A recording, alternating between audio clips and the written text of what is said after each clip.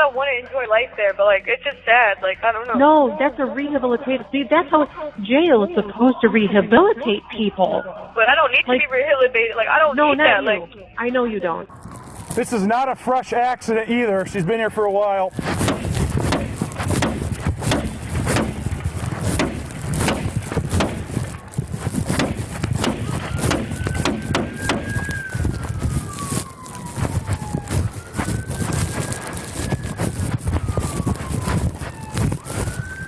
Radio, we got at least 2 occupants in here. No one's moving.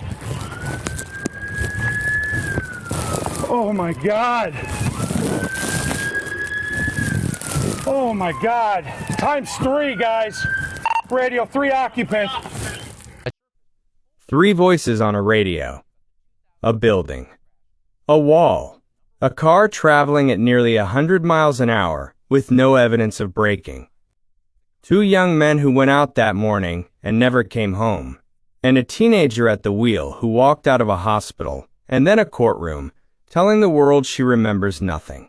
This case has just exploded back into the national conversation after a Netflix documentary climbed straight to the #1 spot and introduced millions of viewers to a story that those who followed it from the beginning have never been able to let go of.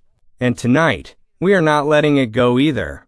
Before we get into the evidence, before the crash reconstruction, before the phone calls, before the courtroom, before what that Netflix documentary chose to show and what it deliberately left out, I need to take one moment. Just one. Because something happened when I sat down to build this episode that I was not expecting. I found myself thinking about the families, not the documentary, not the controversy, not the social media. The families of Dominic Russo and Davian Flanagan, 2 young men who got into a car that morning and trusted the person behind the wheel. 2 families who have had to sit across a courtroom, sit across a television screen, sit across a national conversation that keeps cycling back to the person who took their sons and watch her tell her story.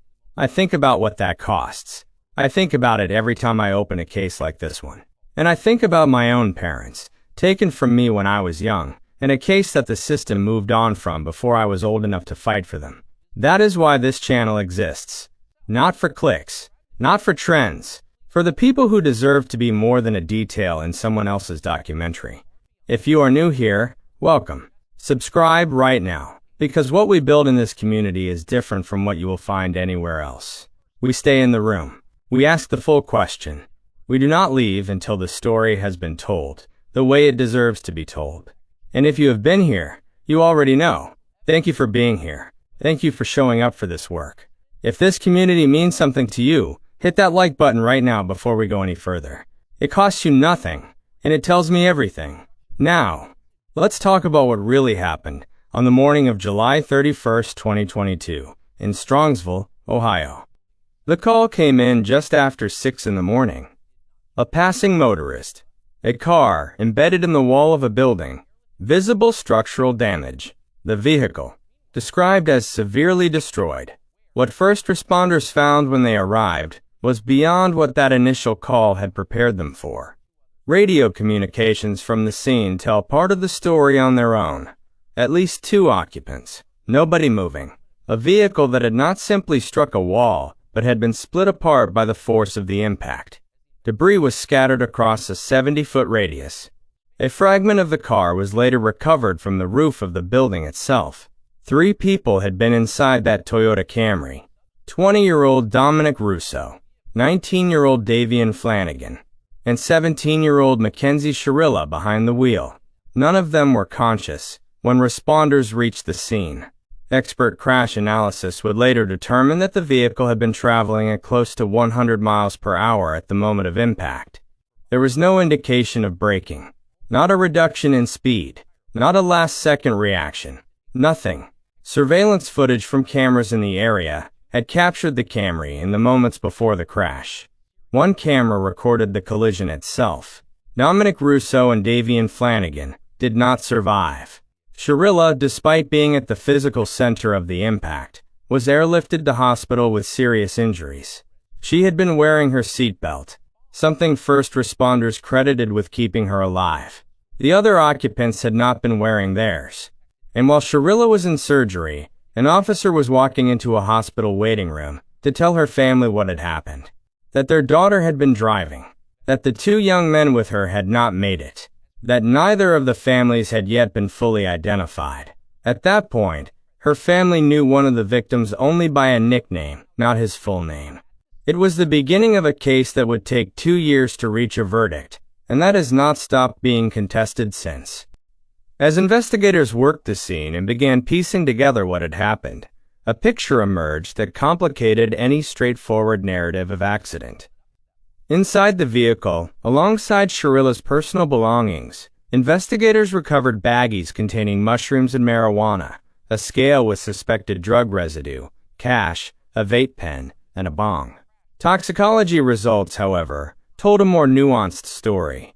Trace amounts of THC were present in Shirilla's system. There was no indication of alcohol or mushroom use in the hours immediately before the crash. Intoxication, on its own, was not a line investigators could draw as a direct cause. What they could draw was a behavioral picture. Records from the period before the crash revealed that Shirilla and Russo's relationship had been marked by intense conflict. Recorded exchanges surfaced, in which Shirilla could be heard making threatening statements during confrontations, language that went beyond the heat of an argument, and a claim that emerged during the Netflix documentary would cut even deeper, that Shirilla had previously threatened, on at least one occasion, to crash a car with Russo inside. Then came the cell phone data.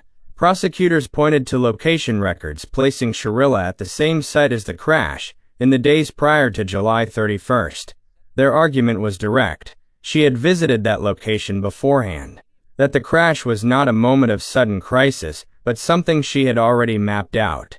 This was one of the most significant pieces of evidence presented at trial, and one of the details the Netflix documentary gave the least attention. The investigation was still developing when public attention began building around Shirilla's social media activity in the weeks and months following the crash. She appeared in videos that many felt communicated the opposite of grief. A discussion of a brand partnership. A Halloween costume that several people interpreted as referencing death, though a friend maintained the look was meant to resemble a music artist. Footage that appeared to show her driving recklessly, smoking what looked like marijuana behind the wheel. Concert attendance from a wheelchair, shared publicly, in a period when the victims' families were still in the early months of loss. Her mother would later offer context for some of this. The Halloween outing had been actively encouraged by her parents as a brief return to normalcy, after months of her daughter barely leaving her room. The concert, she noted, had been attended alongside Russo's own cousin. But context in this case was already running behind the images. The public had formed a picture. In that picture, of a young woman who appeared unburdened by what had happened, would follow Shirilla into every courtroom proceeding that followed. I want to stop here for just a moment, because we are about to go into the arrest, the trial, the verdict. And before we do, I want to say something to this community directly. What we do here is not simple. It is not a highlight reel. It is not condensed for the algorithm. We sit with the full case, the evidence that got attention, and the evidence that didn't, the courtroom record and the documentary edit, the families who testified, and the families who have stayed silent. That takes time. It takes research, and it takes a community that shows up for the full version. You are that community. If you have been watching this channel, and you have not subscribed yet, please do that right now. If this episode is giving you something real, share it with one person who has been following this case. That single action is what keeps this work going, at the depth it deserves. I do not take that for granted, not for one episode. Now let's get to the arrest, and what happened when officers arrived at the Shirilla home. Mackenzie Shirilla was arrested in November 2022, facing 12 charges including murder, aggravated vehicular homicide, felonious assault, drug possession, and possession of criminal tools. By that point, she had turned 18. When officers arrived to take her into custody, the family appeared genuinely surprised. Her parents were vocal and visibly frustrated. Her father argued that a phone call would have been sufficient, that they would have brought her in voluntarily without the need for a formal warrant response. Officers explained that the warrant had only been issued that day, leaving no window for an alternative approach. Her mother asked for a brief moment with her daughter before the transfer, and pressed for the return of a phone she said was her own, her primary means of communicating with her other children. Officers indicated they needed to check with the detective before making any decisions. The booking process proceeded under standard protocol, including restrictions on phone access. Legal counsel had already been retained, and the family had been advised that Shirilla was not to speak with law enforcement under any circumstances. It was a tense scene, one that gave an early indication of how the family intended to approach the legal process ahead. One detail from this period that received almost no attention in the Netflix documentary involved an incident at the hospital during Shirilla's recovery. She had attempted to leave the night before Dominic Russo's funeral to attend the service. Her father called for intervention. Officers were dispatched to her room. By then she was legally an adult. Staff and law enforcement had no authority to physically prevent her from leaving. What followed was a complicated chain of communication. A detail about her mental state, specifically a concern about self-harm, moved from her father's conversation with a sergeant through informal channels to investigators, arriving significantly altered from its original form. When investigators went directly to the sergeant who had been present, the account they received was notably different from the version that had traveled through the chain. The sergeant confirmed he had no direct knowledge of any explicit statement about self-harm. What he had witnessed was a family argument over whether she should leave, her father disagreeing, a situation that escalated until officers were called. It was a clear demonstration of what happens to details in high-profile cases when information passes through multiple hands before reaching investigators. And it was a preview of the evidentiary complexity that would run through the entire trial. Shirilla's defense rested on a medical condition called POTS, postural orthostatic tachycardia syndrome, a disorder that can cause sudden dizziness and loss of consciousness. The argument was that a medical episode, not intent, had caused her to lose control of the vehicle. She did not take the stand in her own defense. Shirilla chose a bench trial, placing the outcome entirely in the hands of a judge rather than a jury. After reviewing all evidence, the crash reconstruction, the cell phone location data, the recorded exchanges, the prosecution's timeline, the judge found her guilty on all 12 counts. She was sentenced to 2 consecutive life terms with the possibility of parole after 15 years. At her sentencing, Shirilla addressed the victims' families directly. She apologized. She said she would never have caused this harm deliberately. She said Russo had meant everything to her. Her mother spoke as well. She described months of visible grief, her daughter wearing Russo's clothing, listening to his music, maintaining a memorial in her bedroom. The attorney representing the victims' families made an observation that landed with quiet force. Throughout the sentencing statements, the focus had remained almost entirely on Shirilla's experience of loss. Very little space had been given to the 2 young men who had actually lost their lives. It was a moment that crystallized the divide that has run through this case from the beginning. The documentary has reignited everything. Shirilla speaks from inside the Ohio reformatory. She describes herself not as a murderer, but as someone who was behind the wheel when a tragedy occurred. She speaks about her relationship with Russo as genuine, complicated at times, but real. She says her memory ends the moment she turned onto that street. The next thing she recalls is waking up in a hospital. For millions of viewers encountering this case for the first time, that framing landed with significant weight. But for those who had followed the full record, the location data, the recorded threats, the behavioral evidence, the documentary's omissions were as telling as what it included. The most discussed moment came near the end of the film. After Shirilla completed her interview, it was disclosed that her attorney had been present throughout. Her demeanor visibly shifted as she consulted with counsel. She turned back to the camera and emphasized that intent was the central issue, that no intent existed. For many viewers, that moment reframed everything they had just watched. Reports also surfaced from people who had been incarcerated at the same facility. Their accounts of Shirilla's demeanor behind bars described behavior that contrasted sharply with her documentary appearance. Notably relaxed, frequently laughing, showing little of the visible weight one might expect. A recorded phone call between Shirilla and her mother, obtained by a national publication, drew its own wave of attention. In it, Shirilla expressed frustration about her circumstances and the life milestones she was missing. What drew the most scrutiny, however, was a separate conversation, not included in the documentary, in which Shirilla and her mother allegedly spoke in what investigators believed to be coded language, with Shirilla apparently suggesting they tell authorities she had experienced a medical episode at the wheel. That omission, for many analysts, raised the sharpest questions about what the documentary chose to leave out.